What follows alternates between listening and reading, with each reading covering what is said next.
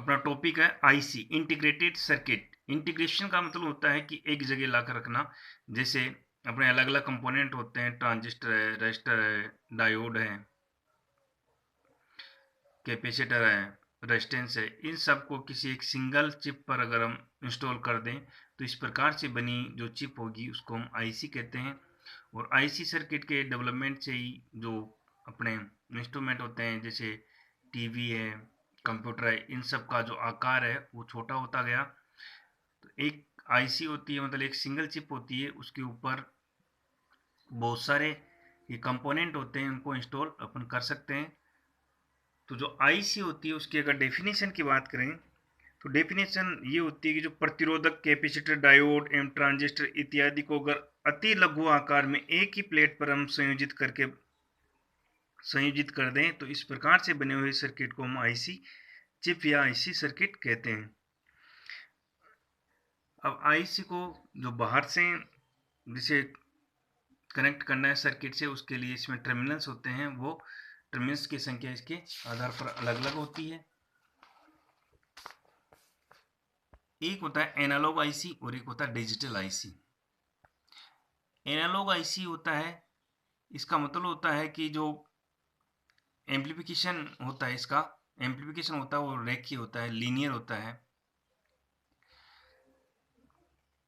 तो जो analogue IC होती है, इस प्रकार के आईसी का प्रयोग रेडियो जो ट्रांसमीटर होता है, रिसीवर आदि में किया जाता है और इसका जो एम्प्लीफिकेशन होता है वो रेखीय होता है। और ये उपकरण की आवश्यकता एवं संकेत शक्ति के अनुसार कम या अधिक हो सकती है। कुछ एनालॉग आईसीज हैं, उनके उदाहरण हैं जैसे CM 3068, TBA 120, TBA 810, TBA 920, TDA 1044। एक होता है डिजिटल आईसीज। डिजिटल आईसी का मतलब होता है कि जो इसका एम्प्लीफिकेशन होता है वो नॉन लीनियर होता है। और इस प्रकार की जो आईसी होता है उसका आउटपुट उसके इनपुट के अनुक्रमानुपाती होता है और ये नॉन लीनियर होती है। इस आईसी में 4 5 से लेकर कई लाख तक लॉजिक इकाई होती है, जो गेट्स होते हैं, लॉजिक गेट्स, उनको इसमें इंस्टॉल किया जाता है। इसके एग्जांपल हैं जैसे 7400, 7404, 7416, 7420, 7448, 74 132, 74 240, 74 352। इस प्रकार से अलग अलग होती है डिजिटल आईसीज और analogue ICs. Voltage regulator. Voltage regulator का मतलब क्या है कि जो अपने पास जो ये इलेक्ट्रॉनिक सर्किट होते हैं, इनको हम डीसी वोल्टेज पे ये वर्क करते हैं तो डीसी वोल्टेज इनको दिया जाता है। अगर डीसी वोल्टेज में फ्लक्चुएशंस हैं, जैसे कभी 5 वोल्ट आता है, कभी 10 वोल्ट आता है, कभी 3 वोल्ट आता है, तो इस प्रकार से अगर स्थिर डीसी प्राप्त नहीं हो रही है तो जो अपना सर्किट होता है उसमें जो जैसे जो आईसी लगी होगी या ट्रांजिस्टर्स या डायोड ये जो भी लगे होंगे उनको नुकसान होने का खतरा रहता है। तो इस समस्या को दूर करने के लिए हम वोल्टेज रेगुलेटर यूज करते हैं। वोल्टेज रेगुलेटर होता है, उसका काम होता है कि जो डीसी इनपुट दिया जाएगा उसको उसको वो स्थिर डीसी में परिवर्तित करके आउटपुट में देगा। इस प्रकार से हम कह सकते हैं कि जो वोल्टेज रेगुलेटर होता है वो जो डीसी होती है उसमें जो रिपिल होता है, यानी डीसी में जो रिपिल होता है उसको हटाकर, रिफिल को हटाकर बिना रिपिल की या स्थिर डीसी अपने को प्रदान करता है।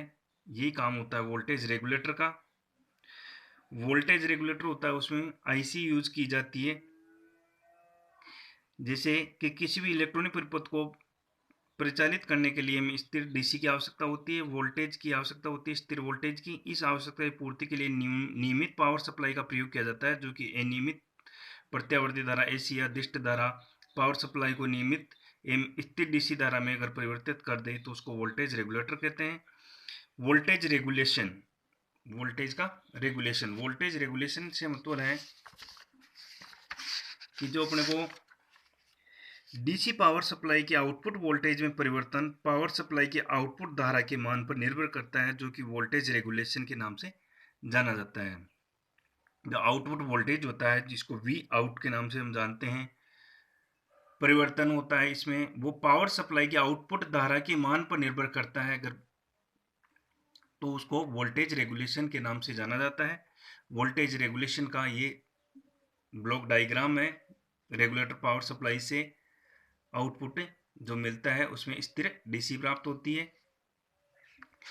Voltage regulator ICs, voltage regulation के लिए जो आईसी यूज की जाती है वो 3 टर्मिनल की आईसी होती है, जिसमें 3 टर्मिनल होते हैं। 3 टर्मिनल होते हैं, वो इसको हम लिखते हैं LM78 से, जो अलग अलग सीरीज होती है। और ये जो आईसीज होती है वो मोनोलिथिक रेगुलेटर के नाम से भी जानी जाती है।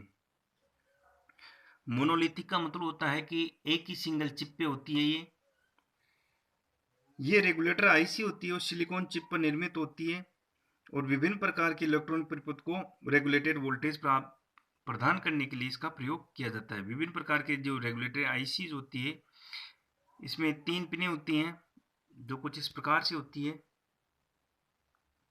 और इसका जो सर्किट डायग्राम होता है वो इस प्रकार से होता है। इसमें 3 टर्मिनल होते हैं जो 1 2 3 से दिखा रखे हैं, और जो इंटरनल सर्किट होता है वो कुछ इस प्रकार से होता है इसका। इसमें जैसे 3 टर्मिनल हैं जो इसमें दिखा रखे हैं, इनपुट, ग्राउंड एंड आउटपुट। तो जो इनपुट होता है उससे तो अनियमित डीसी इसको दी जाती है, तथा आउटपुट से अपने को जो सर्किट होता है उसको आउटपुट इनपुट दिया जाता है। और एक टर्मिनल होता है जिसको ग्राउंड कर दिया जाता है। इसमें दो कैपेसिटर यूज किए जाते हैं, C1 और C2।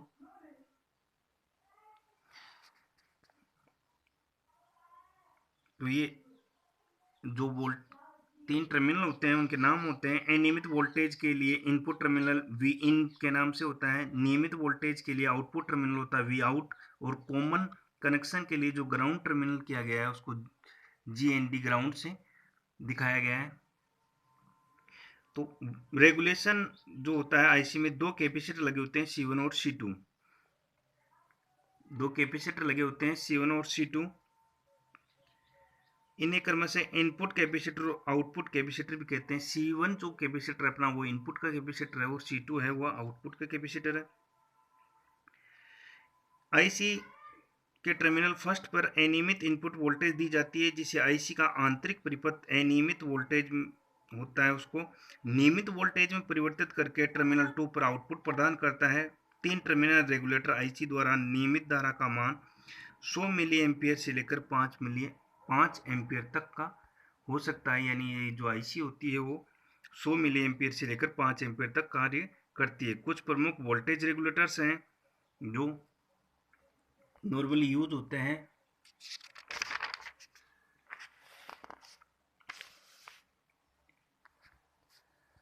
पहला है LM78 डबल क्रॉस आईसी, यानी जो 78 होती है वो सीरीज होती है। इसमें L होता है उसका मतलब होता है लीनियर, M का मतलब होता है मोनोलिथिक, और 78 का मतलब होता है ये सीरीज होती है जो पॉजिटिव वोल्टेज सीरीज होती है। और डबल क्रॉस होता है, यहाँ पे जो वैल्यू लिखी जाती है वो उसकी वोल्टेज की वैल्यू होती है, जिसे अपन ने रखा 7805। तो जो लास्ट के 2 डिजिट हैं 05 ये वोल्टेज को दिखाते हैं। इसका आउटपुट वोल्टेज है वो +5 वोल्ट है। 78 सीरीज होती है वो पॉजिटिव के लिए काम ली जाती है, पॉजिटिव वोल्टेज के लिए। और जो अपनी आगे की सीरीज होती है 79 जो सीरीज होती है वो नेगेटिव वोल्टेज के लिए यूज की जाती है।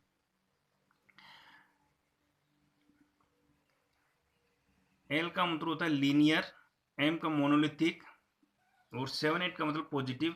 और आगे जो 2 डिजिट है यहाँ पे जो अपन मान रखेंगे वो होगा इसका आउटपुट वोल्टेज। तो जो ICH78 क्रॉस सीरीज में 3 टर्मिनल्स होते हैं इसमें, और ये रेगुलेटेड आईसी स्थिर धनात्मक वोल्टेज प्रदान करती है। इसमें वोल्टेज विकल्प होते हैं, वो होते हैं 5 volt, 6 volt, 8 volt, 12 volt, 15 volt, 18, 24 volt. और इस सीरीज होती है इसमें जो लास्ट की जो 2 संख्याएं होती है वो आउटपुट वोल्टेज को दर्शाती है। जिसे फॉर एग्जांपल 7815 है, यानी 7815, तो जो ये 15 है उसका मतलब है कि 15 आउटपुट का इसका वोल्टेज होगा, और 78 का मतलब है कि पॉजिटिव आईसी है, पॉजिटिव यानी धनात्मक वोल्टेज प्रदान करती है।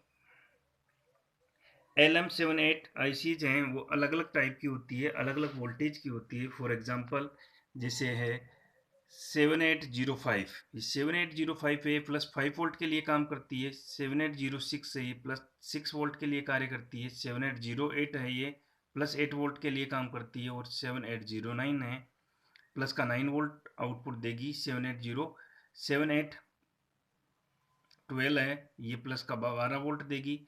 7815 है, जैसे 7815 है, ये 15 वोल्ट का देगी। और 7818 है, ये 18 प्लस का 18 वोल्ट देगी। 7824 है, ये प्लस का 24 वोल्ट आउटपुट देगी। इस प्रकार से जैसे फॉर एग्जांपल अपन लें 7812 आईसी, 7812 आईसी को 12 वोल्ट आउटपुट की स्थिर डीसी प्रदान करने के लिए प्रयोग किया जाता है। इस प्रकार से इसका सर्किट में इंस्टॉल किया जाता है कि जो इनपुट टर्मिनल होता है उस पर तो अपन अनियमित डीसी अपनी है वो अप्लाई करते हैं। इसमें कैपेसिटर लगा हुआ है जो 0.33 माइक्रोफेरेड का है। और 7812 आईसी अपने यूज की है, इसका टर्मिनल फर्स्ट और सेकंड है। फर्स्ट पे अपन ने इनपुट दिया है, सेकंड पे अपने को आउटपुट प्राप्त हो रहा है। ये जो आउटपुट है वो नियमित डीसी है, और अपने आउटपुट जो कैपेसिटर यूज किया है वो 1 माइक्रोफेरेड का है। इस प्रकार से जो अपने सर्किट डिजाइन किया है जो 7812 आईसी का, इसके क्या क्या रिजल्ट्स हैं और क्या क्या अपने को मिलता है। इसकी जो पिन संख्या 1 पर तो अपन ने अनियंत्रित वोल्टेज दिया है, वो उस वोल्टेज की वैल्यू है 14.5 वोल्ट। इनपुट जो वोल्टेज दिया है उसका मान है 14.5 वोल्ट डीसी। और 14.5 वोल्ट में से जो अपने को 2.5 वोल्ट होता है यानी 2.5 वोल्ट होता है वो तो परिपथ में वे हो जाता है, जो अपने को बोले तो नुकसान जो होता है। और अपने को जो आउटपुट में वोल्टेज मिलता है वो 12 वोल्ट का आउटपुट मिलता है। जब अपन कैपेसिटर इनपुट कैपेसिटर तो 0.33 माइक्रोफेरेड का, और आउटपुट जो कैपेसिटर है वो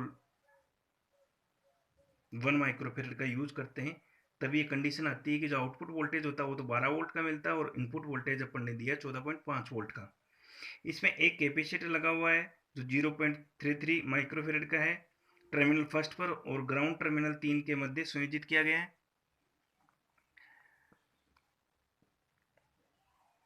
अनियमित इनपुट वोल्टेज होता है आईसी के इनपुट टर्मिनल पर दी जाती है, जो आईसी के आउटपुट टर्मिनल को 12 वोल्ट स्थिर डीसी प्रदान करता है। आउटपुट संधारित्र होता है जो कैपेसिटर C0 जिसको दिखाया गया है 1 माइक्रोफेरेड का है, रेखीय फिल्टर की भांति कार्य करता है। और C1 अनावश्यक दोलनों को सुधारने के लिए प्रयोग किया जाता है। अतः इस प्रकार के जो संयंत्र द्वारा आईसी होती है 7812 को आउटपुट पिन 2 पर 12 वोल्ट नियमित डीसी प्राप्त होती है। इस प्रकार से ये कार्य करता है 7812 आईसी। दूसरा होता है LM79 सीरीज 79XX आईसी।